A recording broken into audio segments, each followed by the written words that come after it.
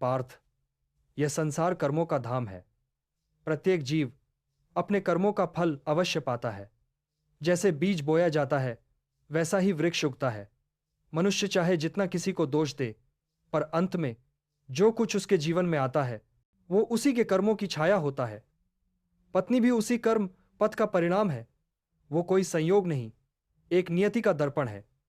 यदि तुम्हारे कर्म शुभ रहे, सत्य, दया और धर्म से युक्त रहे, तो वही सुसंस्कार तुम्हारे घर में एक उत्तम पत्नी के रूप में प्रकट होते हैं। ऐसी पत्नी तुम्हारी शक्ति बनती है, तुम्हें साहस देती है, तुम्हारे भीतर प्रकाश जगाती है और तुम्हें मोक्ष के समीप ले जाती है। लेकिन यदि मनुष्य अधर्म में लिप्त हो जाए, अहंकार, स्वार्थ और छल को अपने भीतर पाले, वासना और क्रोध में डूब जाए, तो वही बुरे कर्म उसके द्वार पर एक ऐसी पत्नी के रूप में दस्तक देते हैं जो दुख का कारण बन जाती है। उसके वचन हृदय को छलनी करते हैं, उसका व्यवहार मन में अशांति उत्पन्न करता है और जीवन एक बोझ सा प्रतीत होने लगता है। परंतु पार्थ, इस स्थिति में भी दोष पत्नी का नहीं, तुम्हारे कर्मों का है। वह केवल एक माध्यम है, परिणाम की घोषणा है। स्मरण रखो, पति पत्नी का संबंध केवल इस एक जन्म का नहीं, अनेक जन्मों का बंधन है। माता पिता जन्म देते हैं, पर पत्नी नए कर्मों को जन्म देती है। वह सहधर्मचारिणी है यदि धर्म साथ हो। वही पत्नी जब तुम्हें धर्म की राह पर चलाए, तो वह लक्ष्मी स्वरूपा है, और जब तुम्हें धर्म से हटाने लगे, तो वह दुर्लक्ष्मी का प्रतीक है। बदलता पत्नी का स्वरूप नहीं बदलते हैं उसके पीछे खड़े तुम्हारे कर्म। इसलिए पहले अपने भीतर देखो, स्वयं को परखो। यदि जल निर्मल हो, तो उसमें दिखने वाला प्रतिबिंब भी सुंदर होता है। यदि प्रतिबिंब विकृत दिखे, तो जल को ही स्वच्छ करना होगा, दर्पण को नहीं। तुम्हारी पत्नी तुम्हारी ही छवि दिखाती है तुम्हारे कर्मों की। पार्थ, तुम धैर्यवान, सत्यनिष्ठ और धर्मात्मा रहे, इसीलिए तुम्हें द्रौपदी जैसी पत्नी मिली, जो शक्ति है, जो मर्यादा है, जो प्रेरणा है। वह तुम्हें हर कठिनाई में आगे बढ़ाती है, तुम्हारे संकल्प को दृढ़ करती है।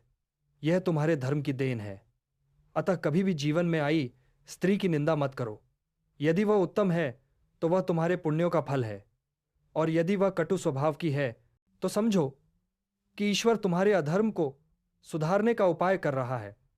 कभी कभी भगवान फूलों से नहीं, कांटों से भी जागृत करते हैं।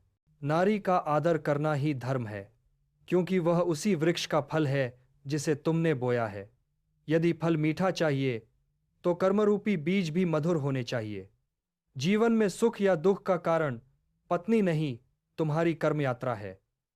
याद रखो, संसार में दो ही स्तंभ हैं जो घर को घर बनाते हैं, धर्म और धर्मपत्नी।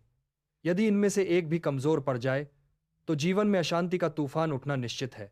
इसलिए पार्थ, यदि प्रेम चाहिए तो प्रेम दो, यदि सम्मान चाहिए तो सम्मान दो, यदि शांति चाहिए तो पहले अपने भीतर शांति लाओ, क्योंकि यही कर्म का नियम है।